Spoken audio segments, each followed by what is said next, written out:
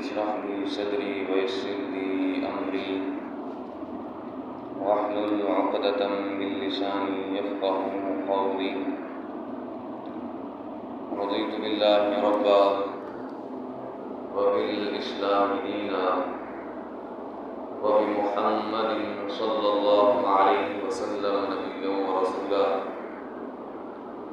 مولاي صل وسلم دائما أبدا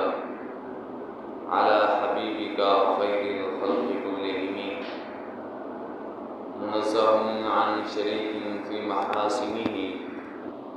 فجوهر الحسن فيه غير منقسم.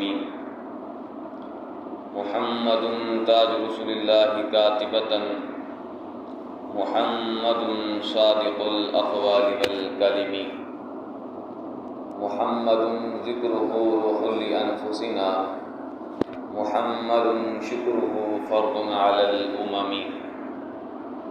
رب صل وسلم دائما أبدا على حبيبك خير الخلق كلهم. يا رب بالمصطفى بلغ مقاصدنا واغفر لنا ما مضى يا واسع الكرم. إن الله وملائكته يصلون على النبي يا أيها الذين آمنوا صلوا عليه وسلموا تسليما. اللهم صل على سيدنا وأصحاب سيدنا وأزواج سيدنا وأهل بيت سيدنا محمد وبارك وسلم. الصلاة والسلام عليك يا خاتم النبيين وعلى آلك وأصحابك يا خاتم المعصومین. عاشقان مصطفیٰ ہیں عاشقان اہل بیت، عاشقان مصطفیٰ ہیں عاشقان اہل بیت، دشمنان مصطفیٰ ہیں دشمنان اہل بیت. سرور کونین کی نسبت کے باعث آج بھی، سرور کونین کی نسبت کے باعث آج بھی اہل سنت بالیقین ہیں مدح خوان اہل بیت. اہل بیت مصطفیٰ ہیں عظمتوں کے تاجور، اہل بیت مصطفیٰ ہیں عظمتوں کے تاجور. قدسیوں سے جا کر پوچھو داستان اہل بیت. آج کے لہجے میں ہر دم حب اصحاب نبی، آج کے لہجے میں ہر دم حب اصحاب نبی. بالیقین اصحاب ہی ہیں قدردان اہل بیت رضی اللہ تعالیٰ عنہم اجمعین. وہی آصف مانتا ہے عظمت اصحاب کو، وہی آصف مانتا ہے عظمت اصحاب کو، جس کے دل میں موجزن ہے قدر و شان اہل بیت. وہی آصف مانتا ہے عظمت اصحاب کو، جس کے دل میں موجزن ہے قدر و شان اہل بیت رضی اللہ تعالیٰ عنہم اجمعین. رب ذوالجلال کے فضل اور توفیق سے ماہ محرم الحرام کے اس مقدس جمعہ کے دن کے موقع پر ہمیں رب ذوالجلال کے گھر میں حاضر ہونے کی توفیق حاصل ہو رہی ہے. رب ذوالجلال ہم سب کو علم حاصل کر کے اور سن کر اس پر عمل پیرا ہونے کی توفیق عطا فرمائے، اور رب ذوالجلال ہم سب کے تمام صغیرہ اور کبیرہ گناہوں کو معاف فرمائے، اور رب ذوالجلال اصحاب نبی صلی اللہ علیہ وسلم اور اہل بیت نبی صلی اللہ علیہ وسلم اور شہداء کرب و بلا کی شہادتوں کے صدقہ سے رب ذوالجلال ہم سب کے گناہوں کو معاف فرمائے، اور رب ذوالجلال ہم سب کو دین کا فہم عطا فرمائے. حضرات محترم، جس طرح کہ پورا زمانہ یہ جانتا ہے کرب و بلا کے اندر اہل بیت نبی صلی اللہ علیہ وسلم کی قربانیاں، اور پھر قربانیوں کے بعد پھر آگے دین کی اشاعت کا جو سب سے بڑا سبب بنا، آج ہمیں مسجدوں میں اذان سننے کو سنائی دیتی ہے. اگر آج ہمارے پاس قرآن موجود ہے یا آج جو بھی اسلام کی بات اگر موجود ہے تو وہ صدقہ ہے اہل بیت نبی صلی اللہ علیہ وسلم کا. کہ اگر وہ اس وقت خاموش ہو جاتی، اہل بیت حضور علیہ السلام کے صاحبزادے، حضور علیہ السلام کے اہل بیت، خاندان نبوت صلی اللہ علیہ وسلم اگر اس وقت بدکاریوں کے خلاف اور فحاشی کے خلاف اور زناکاری کے خلاف، شراب نوشی کے خلاف اگر سٹینڈ نہ لیتا تو آج کوئی بھی دین کی بات نہ کر رہا ہوتا، بلکہ آج بالکل زمانہ بگڑ چکا ہوتا، وہی یزید الفکر لوگ بیٹھے ہوتے یہاں پر، اگرچہ اب بھی موجود ہیں، لیکن آج تک جو دین کا نام ہے، جو اسلام کا نام ہے، جو قرآن پاک کا نام ہے، یا جو کچھ ہمارے دلوں کے اندر ایمان کا نور چمک رہا ہے، تو وہ صرف اور صدقہ ہے تو اہل بیت نبی صلی اللہ علیہ وسلم کا۔ اب حضور علیہ السلام کی اہل بیت اور ان میں خصوص بالخصوص حضرت سیدہ طیبہ طاہرہ عابدہ زاہدہ عالمہ حضرت خاتون جنت بی بی فاطمہ الزہرا سلام اللہ علیہا کے دو لخت جگر حضرت امام حسین اور حضرت امام حسن رضی اللہ تعالیٰ عنہما، ان کی جو شان ہے اور پھر ان کا جو مقام ہے دین کے اندر اور پھر دین کو پھیلانے کے اندر، تو اب آخر ان کو یہ وراثت کہاں سے ملی؟ حضرت امام حسن رضی اللہ تعالیٰ عنہ نے بھی دین پر پہرا دیا، حضرت امام حسین رضی اللہ تعالیٰ عنہ نے بھی دین پر پہرا دیتے ہوئے اپنی جان کو قربان کر دیا۔ تو اس کا پس منظر کیا ہے؟ آخر خاندان نبوت تھے، تو خاندان نبوت جب نبی کا یہ کام ہے اور رسول کا یہ کام ہے کہ جب وہ نبی اپنی نبوت لے کر آتا ہے یا رسول اپنی رسالت لے کر قوم کے اندر آتا ہے، تو نہیں دیکھتا کہ سامنے کتنے بڑے وڈیرے ہیں، نہیں دیکھتا کہ سامنے کتنی بڑی طاقت ہے، تو اسی کا فیض، نبوت کا فیض حضور کی اہل بیت کے اندر منتقل ہوا۔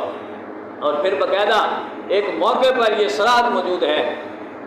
کہ جب حضور علیہ السلام کی بارگاہ میں حضرت سیدہ طیبہ طاہرہ حضرت فاطمہ الزہرا سلام اللہ علیہا حضرت امام حسن اور حضرت امام حسین رضی اللہ تعالیٰ عنہ کو لے کر تشریف لے گئیں اور حضور کی بارگاہ میں عرض کی، یا رسول اللہ صلی اللہ علیہ وسلم کہ اپنے ان نواسوں کو وراثت عطا فرما دیجئے، اپنے ان نواسوں کو کچھ چیزوں سے نواز دیجئے۔ تو حضور علیہ السلام نے ارشاد فرمایا، اما الحسن فلہ ہیبتی و سودتی، فرمایا کہ میں نواز رہا ہوں اپنے ان نواسوں کو، اور کیسے نوازا؟ فرمایا کہ اما الحسن فلہ ہیبتی،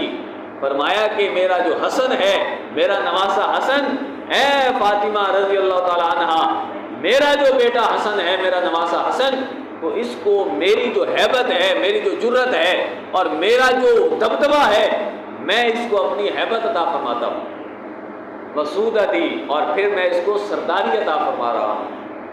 اب حضور علیہ السلام کی ہیبت کیا ہے، حضور علیہ السلام کا روب کیا ہے؟ تو حضور علیہ السلام کے خصائص اور حضور علیہ السلام کے خواص میں سے یہ چیز ہے، حضور علیہ السلام نے ارشاد فرمایا، نصرت بالرعب مسیرۃ شہر، فرمایا کہ رب ذوالجلال نے مجھے یہ طاقت عطا فرمائی ہے، میری مدد فرمائی ہے روب کے ساتھ، کہ میں بیٹھا یہاں پر ہوتا ہوں، ایک مہینے کی مسافت پر کوئی دوسرا بندہ کھڑا ہوتا ہے تو رب ذوالجلال میرا روب اس کے سینے کے اندر ڈال دیتا ہے۔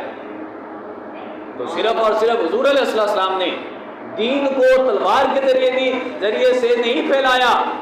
بلکہ تلوار بھی استعمال کی، اور پھر رب ذوالجلال نے آپ کو جو روب عطا فرمایا تھا، حضور علیہ السلام نے فرمایا کہ میرے خواص میں سے یہ ہے کہ رب ذوالجلال نے میری تائید فرمائی ہے، میری مدد فرمائی ہے کہ اگر ایک مہینے کی مسافت پر بھی کوئی بندہ موجود ہوتا ہے تو رب ذوالجلال میری تلوار کے بغیر ہی میرا روب اس کے دل کے اندر ڈال دیتا ہے۔ تو وہ روب جو حضور علیہ السلام کو رب ذوالجلال کی طرف سے ملا، وہ روب رب ذوالجلال کے محبوب صلی اللہ علیہ وسلم نے اپنے نواسے امام حسن رضی اللہ تعالیٰ عنہ کو عطا فرمایا۔ اور پھر حضور علیہ السلام کا روب کیا ہے؟ اب یہ باقاعدہ ایک نظریہ ہے کہ کوئی بھی نبی ہو، کوئی بھی رسول ہو،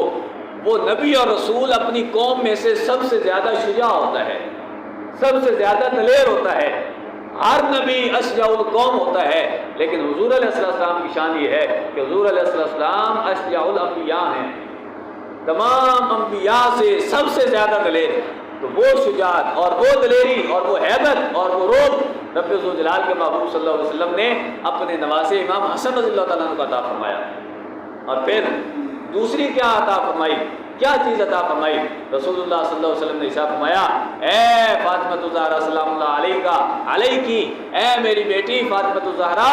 میں نے اپنے اس نواسے حسن کو ایک تو اپنی ہیبت عطا فرمائی ہے، اور ساتھ ساتھ فرمایا کہ فالہ سودہ دی، جو میری سرداری ہے، ویسے تو اگرچہ سارے سید جو ہیں وہ سردار ہیں، لیکن جو ایک لیڈرشپ ہے، حضور علیہ السلام نے ارشاد فرمایا کہ میری جو سرداری ہے، میں سردار انبیاء ہوں اور میں تمام امت کا سردار ہوں۔ فرمایا کہ اس میں سے کچھ حصہ میں نے اپنے بیٹے حسن کو عطا فرمایا ہے۔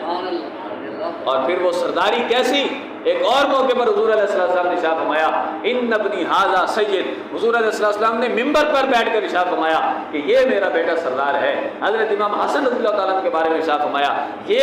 میرا بیٹا سردار ہے، لعل اللہ ان یصلح به بین الفئتین عظیمتین من المسلمین۔ فرمایا کہ ایک وقت آئے گا کہ جب مسلمانوں کے دو گروہ آپس میں جھگڑ چکے ہوں گے، آپس میں ان کے تنازع بڑھ چکے ہوں گے اور ان کی جنگوں تک معاملات پہنچ چکے ہوں گے، لیکن رب ذوالجلال نے میرے اس بیٹے کو وہ سرداری عطا فرمائی ہے کہ میرا بیٹا جا کر ان دونوں مسلمانوں کے گروہوں کے درمیان صلح کروا دے گا۔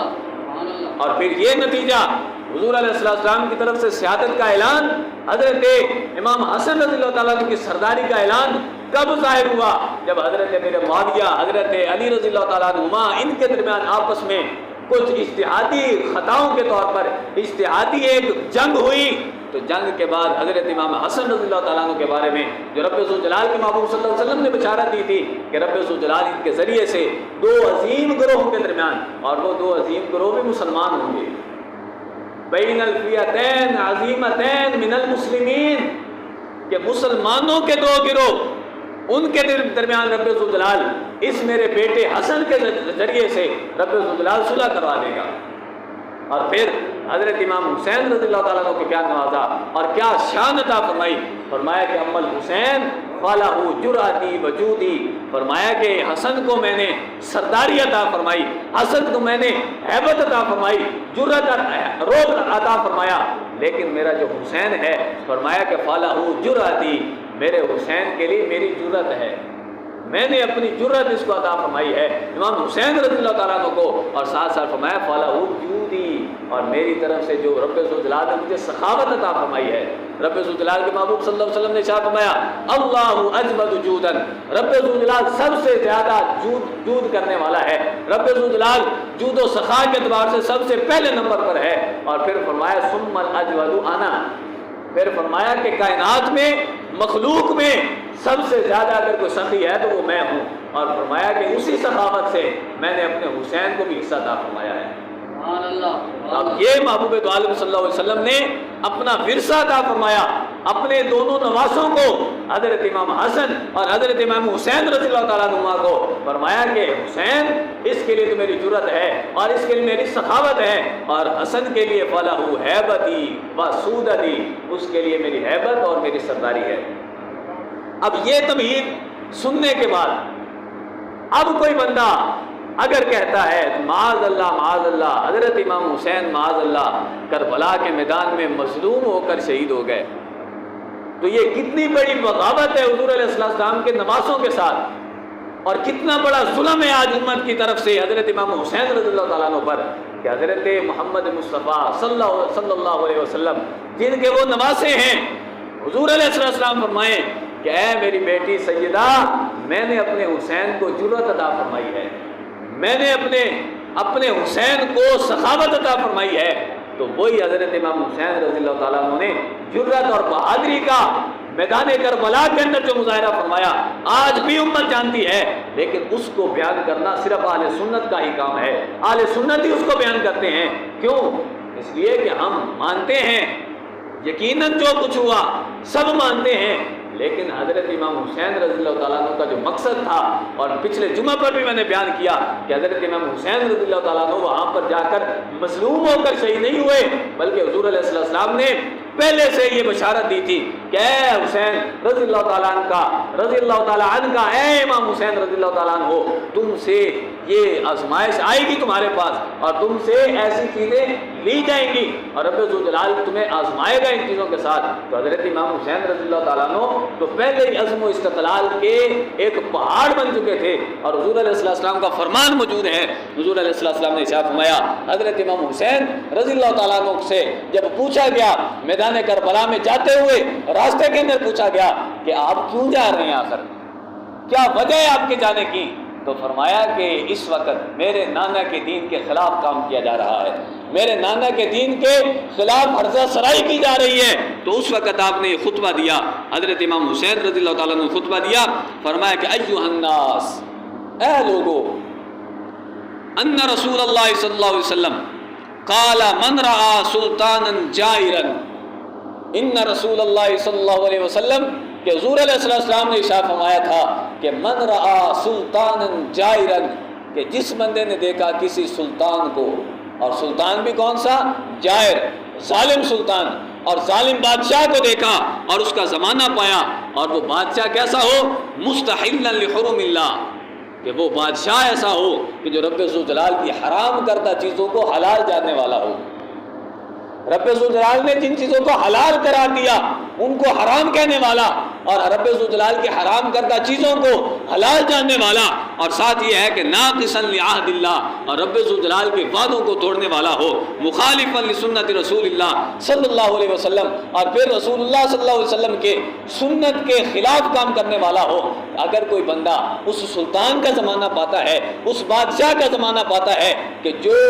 رب ذوالجلال کے وعدوں کو بھی توڑنے والا ہے، اور رب ذوالجلال کے وعدوں کے خلاف بھی عرضہ سرائی کرنے والا ہے، اور رب ذوالجلال کی حرام کردہ چیزوں کو وہ حلال جاننے والا ہے، اور رسول اللہ صلی اللہ علیہ وسلم کی سنت کو وہ توڑنے والا ہے، اور فرمایا کہ یعمل فی الاسم والعدوان، اور پھر دین کے معاملے میں اور دنیا کے معاملے میں وہ گناہ کرتا ہے، زیادتی کرتا ہے، تو رسول اللہ صلی اللہ علیہ وسلم نے ارشاد فرمایا کہ اگر کوئی بندہ ایسے بادشاہ کا زمانہ پاتا ہے، ایسے سلطان کا زمانہ پاتا ہے، تو اس کے لیے کیا لازم ہے،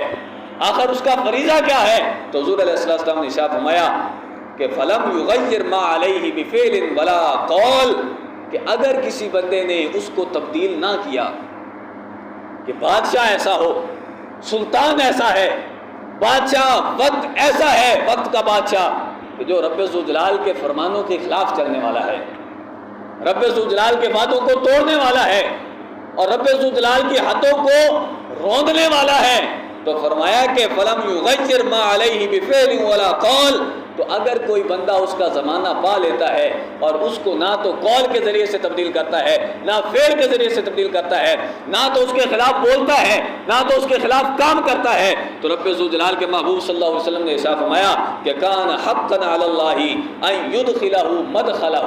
رب ذوالجلال کے محبوب صلی اللہ علیہ وسلم نے ارشاد فرمایا کہ جب دین کے معاملے میں کوئی ظالم بادشاہ آ جائے اور دین کے لحاظ سے جو حرام کردہ چیزیں ہیں ان کو حلال جاننے والا، رب ذوالجلال کی حدوں کو توڑنے والا آ جائے، تو اگر کوئی بندہ اس وقت خاموش ہو کر بیٹھ جاتا ہے اور کہتا ہے کہ میں کچھ نہیں کر سکتا، نہ وہ کچھ بولتا ہے نہ کچھ کرتا ہے، تو رب ذوالجلال کے محبوب صلی اللہ علیہ وسلم نے ارشاد فرمایا کان حقا علی اللہ ان یدخلہ مدخلہ، رب ذوالجلال پھر اس کو وہیں پر داخل کرے گا جس پر وہاں ظالم بادشاہ کو داخل کیا ہے،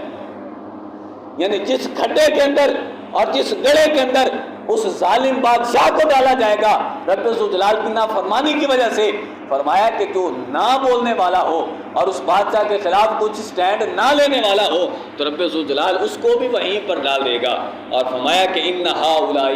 فرمایا کہ یہ لوگ ایسے ہیں، یہ یزیدی لشکر، یہ یزیدی فوجیں، ان کا کام کیا ہے، ان ہؤلاء قد لزموا طاعت الشیطان، یہ وہ لوگ ہیں کہ جنہوں نے اپنے اوپر لازم کر لیا ہے شیطان کی فرما برداری کو، یہ شیطان کے راستے پر چل چکے ہیں، وَتَرَكُوا طَاعَةَ الرَّحْمَنِ، اور انہوں نے رب ذوالجلال کی فرما برداری کو چھوڑ دیا،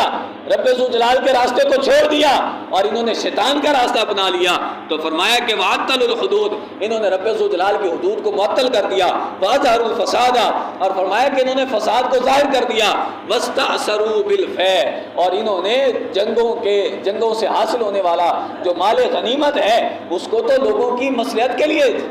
استعمال کرنا چاہیے، لوگوں کے فائدوں کے لیے استعمال کرنا چاہیے، جبکہ انہوں نے اپنے فائدے کے لیے استعمال کرنا شروع کر دیا۔ فرمایا کہ میرے جانے کا واحد وجہ کیا ہے، واحد سبب کیا ہے، فرمایا کہ یہ یزیدی لشکر، اور خود یزید ایک ظالم بادشاہ ہے اور رب ذوالجلال کی حدوں کو پامال کرنے والا اور رب ذوالجلال کی حدوں کو توڑنے والا ہے، تو رب ذوالجلال کے محبوب صلی اللہ علیہ وسلم نے ارشاد فرمایا تھا، میرے نانا نے ارشاد فرمایا تھا کہ اگر کوئی بندہ ایسے بادشاہ کا زمانہ پاتا ہے کہ جو ظالم ہو، رب ذوالجلال کے فرمان کے خلاف چلنے والا ہو، رب ذوالجلال کے حرام کردہ چیزوں کو حلال جاننے والا ہو، فرمایا کہ اگر کوئی بندہ اس پر سٹینڈ نہیں لیتا تو رب ذوالجلال اس کو بھی وہیں پر داخل کرے گا جہاں پر ظالم بادشاہ کو داخل کیا تھا۔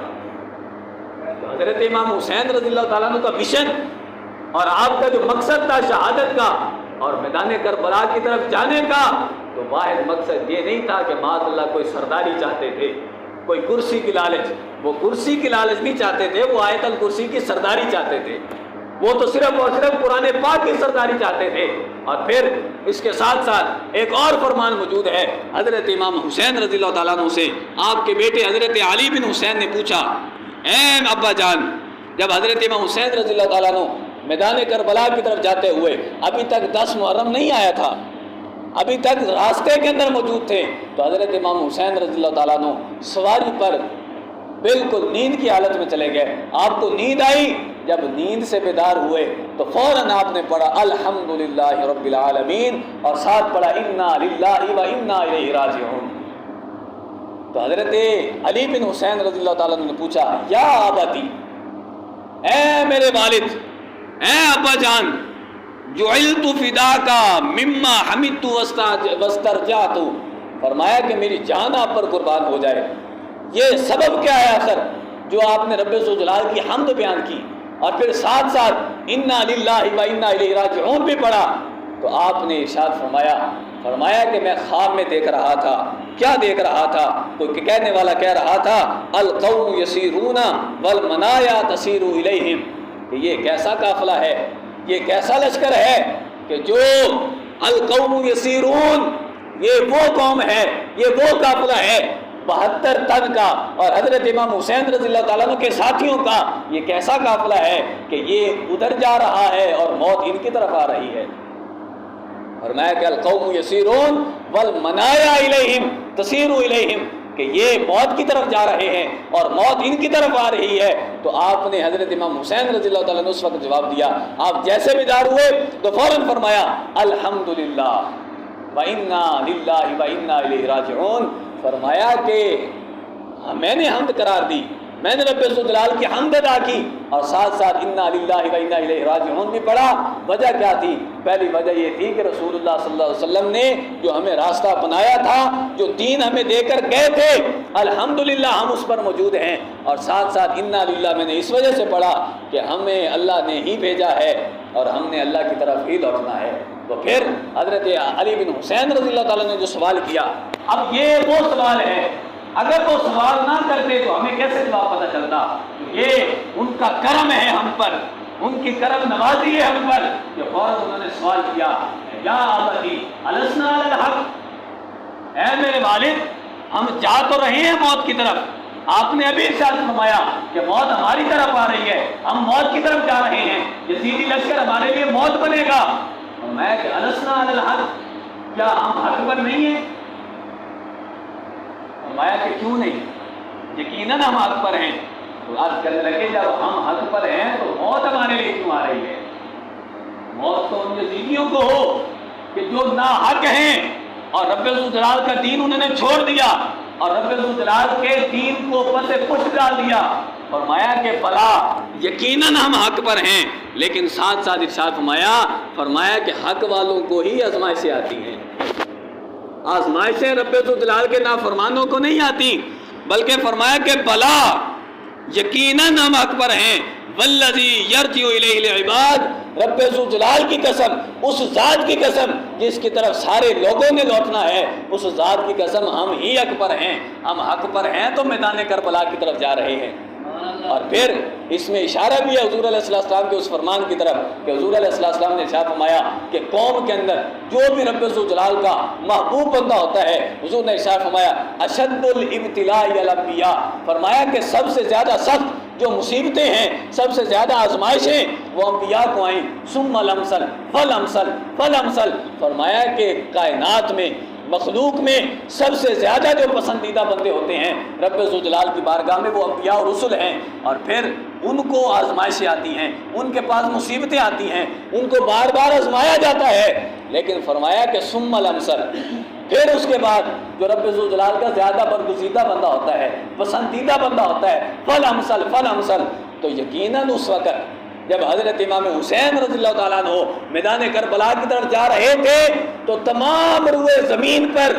حضرت امام حسین رضی اللہ تعالیٰ عنہ سے افضل ترین بندہ کوئی نہیں تھا۔ اگر کوئی ہوتا تو ساری مصیبتیں اسی کی طرف چلا جاتی۔ تو یہ اس بات کی واضح دلیل ہے، اور حضور علیہ السلام کا فرمان بھی بتا رہا ہے کہ جو رب ذوالجلال کا جتنا زیادہ محبوب بندہ ہوتا ہے، رب ذوالجلال اس کو مصیبتیں بھی اتنی عطا فرماتا ہے،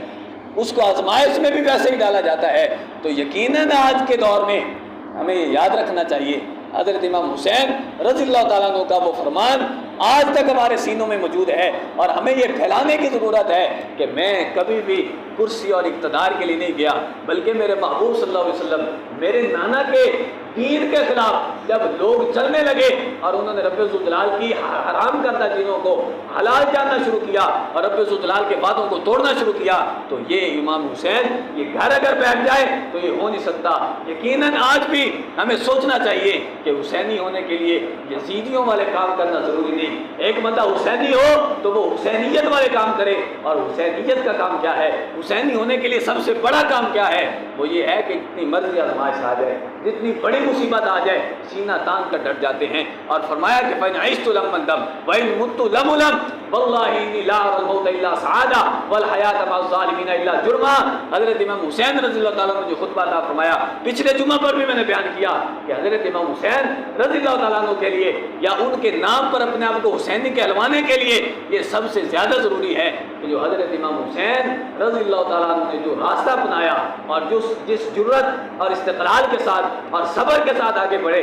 تو اس صبر کو آج اپنانے کی ضرورت ہے۔ اس کے لیے حسینی ہونے کے لیے وہ کام کرنے چاہیے جو حضرت امام حسین رضی اللہ تعالیٰ عنہ نے خود اپنائے۔ حضرت امام حسین رضی اللہ تعالیٰ عنہ یزید کے خلاف کیوں نکلے؟ آج اگر ہم یزید کو لعن طعن کرتے ہیں تو وہ صرف اس بیس پر کرتے ہیں نا کہ اس نے معاذ اللہ حضرت امام حسین رضی اللہ تعالیٰ عنہ کو شہید کر دیا، نواسہ رسول کو شہید کر دیا، لیکن حضرت امام حسین کس وجہ سے اس کے خلاف نکلے تھے؟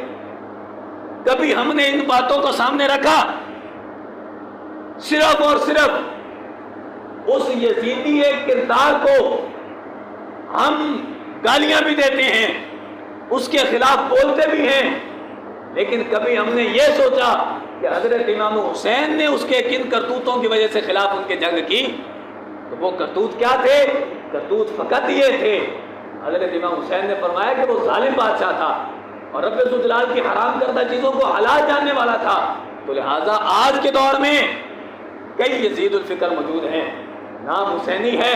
اپنے آپ کو حسینی کہلواتے ہیں، لیکن رب ذوالجلال کے محبوب صلی اللہ علیہ وسلم کے اس پیارے نواسے نے جس مقصد کے خاطر اپنے آپ کو قربان کر دیا اور جس مقصد کی خاطر شہید ہو کر دین کو ہم تک پہنچایا، آج اگر ہم ان حرام کردہ چیزوں کو ہم بھی اگر حلال سمجھنے لگ جائیں، رب ذوالجلال کے وعدوں کو توڑنا شروع کر دیں، اور رب ذوالجلال نے اور رب ذوالجلال کے محبوب صلی اللہ علیہ وسلم نے جن چیزوں سے منع فرمایا، تو یہ کبھی بھی ہم حسینی نہیں بن سکتے۔ حسینی اس وقت ہوں گے کہ جب جو حرام ہے اس کو حرام سمجھیں، جو حلال ہے اس کو حلال سمجھیں، اور رب ذوالجلال کے وعدوں کو پورا کریں، رب ذوالجلال کی حدود جو ہیں ان پر پہرا دیں۔ اس وقت جب پہرا دیں گے تو پھر ہی ہم یقینی طور پر حسینی بنیں گے۔ تو حسینی ہونے کے لیے حسینی کردار کی ضرورت ہے۔ نام کے حسینی تو کو بہت مل جائیں گے، لیکن کام کا حسینی کبھی نہیں ملے گا۔ اور کام کا حسینی بننے کے لیے سب سے پہلے کیا ضروری ہے؟ سب سے پہلے قرآن پڑھو، دین پڑھو، اور دین پر جب عمل کر رہا ہوں گے اور صبر و استقلال کے ساتھ جب دین دشمن لوگوں کے خلاف حضرت امام حسین رضی اللہ تعالیٰ عنہ کی سنت اپناتے ہوئے وقت کے یزیدوں کے خلاف ہم کھڑے ہو جائیں گے، تو اس وقت ہی ہم یقینی طور پر حسینی ہوں گے۔ دعا ہے کہ رب ذوالجلال ہم سب کو عمل کی توفیق عطا فرمائے، اور رب ذوالجلال حضرت